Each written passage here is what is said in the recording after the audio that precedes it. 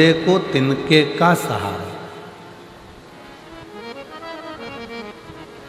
डूबते को तिनके का सहारा मतलब डूबता हुआ व्यक्ति है, उसको एक छोटा सा तिनका भी अगर नजर आ जाता है तो उसमें भी उसको आस लग जाती है, उसको उसमें भी आस दिखने लगती है,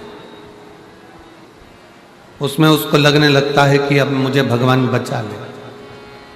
डूबते को तिनके का सहारा। उसी तरह जब आप संसार के प्रपंच में, दुखों में, कष्ट में चारों तरफ से घिरे हुए हो, उस समय पर एक लोटा जल लेकर शंकर के मंदिर जाना तो आपको लगेगा कि डूबते को तिनके का सहारा है। एक शिव भक्त को शिव का सहारा।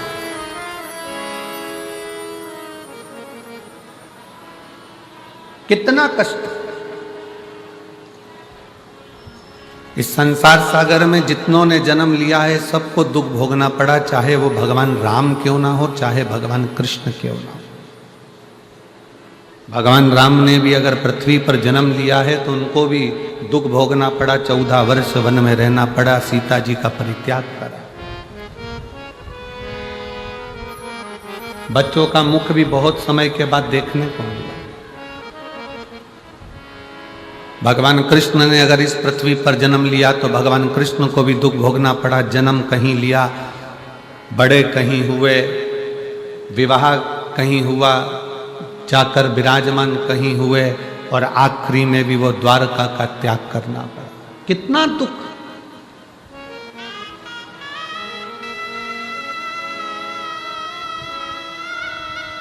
कोई महाराज तुमको मिल जाए, कोई महाराज तुमको मिल जाए, कोई बाबा तुमको मिल जाए और तुमसे कह दे कि मैं तेरी जिंदगी में दुख नहीं आने दूंगा, तो समझ लेना कि पक्का झूठेला है, पक्का झूठेला है, झूठ बोल रहा है।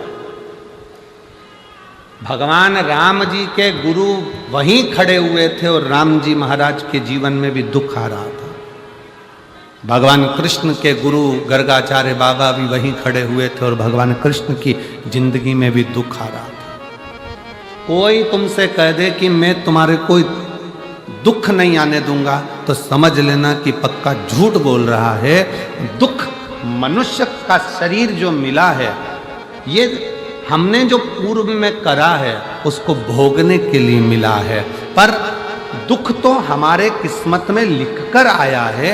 बस इतना याद रखना कि उस दुख को काटना कैसे है, वो एक लोटा जल और शंकर की शरणागति धीरे धीरे वो काट दे। कोई तन दुखी, कोई मन दुखी, कोई धन बिन रहत उदास, तुलसी या संसार में सुखी राम का दास। सब दुखी। एक गरीब से गरीब व्यक्ति भी दुखी है तो एक करोड़पति डनलप के गद्दे पर सोने वाला भी, जिसके आसपास 50 नौकर लगे हैं, वो भी दुखी है।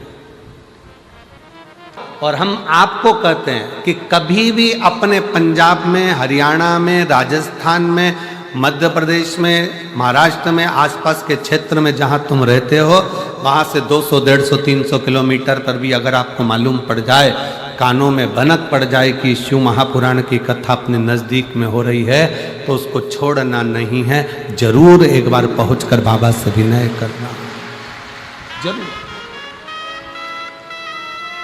कोई तुमसे कहे कि दुख नहीं आने दूंगा, समझ लेना कि पक्का झूठ बोल रहा। किस्मत मनुष्य बनाई काहे के लिए, तो दुख तो आए।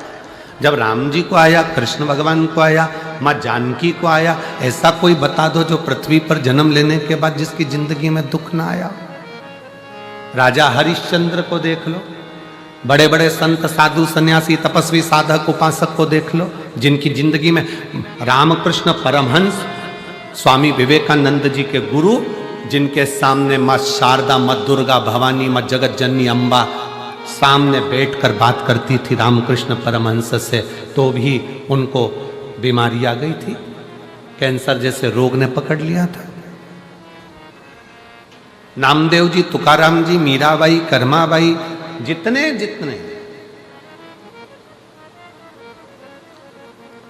पृथ्वी पर अगर जन्म लिया है और कोई तुमसे कह दे कि मैं तुम्हारे जीवन में दुख नहीं आने दूंगा, समझ लेना कि पक्का झूठा व्यक्ति है, तुमसे पैसे कबाड़ने वाला है। अगर बोल रहा है कि मैं दुख नहीं आने दूंगा, पक्का पैसे कबाड़ेगा तुमसे, ले जाएगा 25-50 हजार रुपए, 2-5 लाख रुपए। अगर कोई तुमसे कहे कि मैं दुख नहीं आने दूंगा, उसको कहना महाराज संसार में जन्म लिया है तो दुख तो आएगा, बस इतना जरूर है कि शिव महापुराण की कथा कहती है उस दुख को कोई नहीं मिटा सकता। जैसे छींक तुम्हें आई है तो तुम्हें छींकना है, खांसी तुम्हें आई है तो तुम्हें खांसना है, सिर तुम्हारा दुखा तो दवाई तुम्हें खाना है, पेट तुम्हारा दुखा तो दवाई तुम्हें खाना है। उसी तरह अपने दुख को एक लोटा जल चढ़ाकर अपने खुद को मिटाना है, अपने खुद। सीहोर वाला महाराज तुम्हारे दुख को नहीं, तुम्हारा दुख एक लोटा जल से मिटेगा। सारी समस्या का हल एक लोटा जल। तुम्हारा दुख, तकलीफ, कष्ट, बीमारी, कर्ज, अपनी मेहनत, अपनी लगन, अपना विश्वास। थोड़ी सी भी बीमारी अगर शरीर में आ जाए, थोड़ा सा कर्जा हो जाए, थोड़ा सा दुख आ जाए तो रोना मत, बिल्कुल मत रोना। कह देना मैं जा रही हूं मेरे मायके सीहोर कुबरेश्वर धाम, मैं मेरे बाप से कहकर आती हूं कर्जा चुकाए। शिक्षा, चिकित्सा, भोजन, अन्न सब उसका निःशुल्क कर देती हूं। जिस बच्चे की फीस समिति जमा करती है कॉलेज में, स्कूल में पढ़ाने के लिए, 1-2 साल के बाद कहीं ना कहीं बाबा उसका साथ ऐसा दे जाता है। हम कहते हैं कि आप चिंता मत करो, इसको मांगना नहीं पड़ेगा। शंकर भगवान इसके परिवार को इतना प्रबल कर देता है कि फिर इसको फीस की जरूरत नहीं पड़ती, परिवार ही उसकी भरण पोषण कर लेगा। मेरा बाबा आपको भिखारी नहीं बनने देता।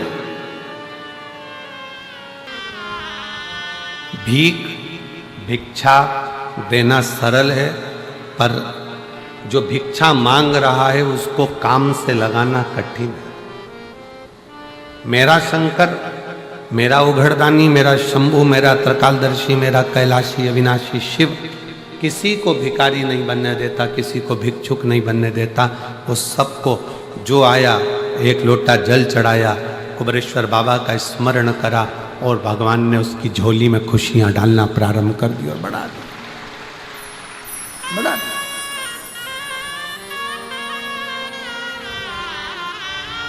दुख आएगा ये पक्का है, तकलीफ आएगी ये पक्का है।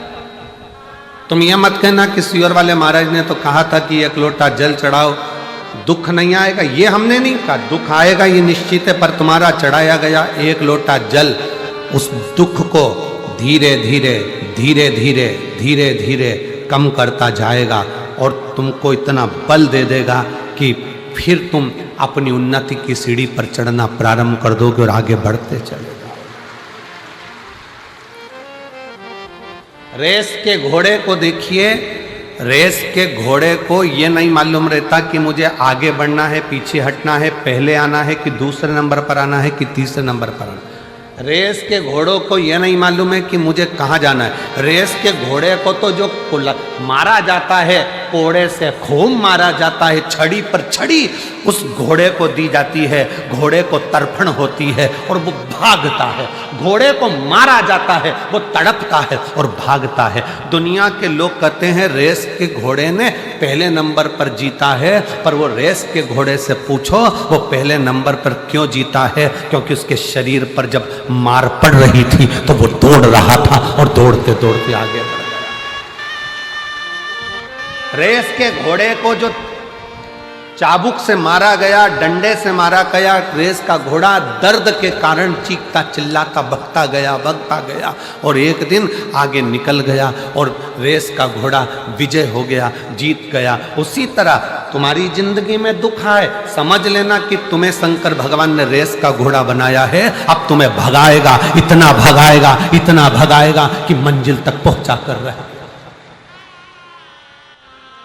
दुख आएगा, कष्ट आएगा, और दुनिया में कोई तुमसे कह दे कि मैं तेरा दुख मिटा दूंगा तो समझ लेना पक्का झूठेला, नंबर 1 का झूठेला। दुख तो आना है।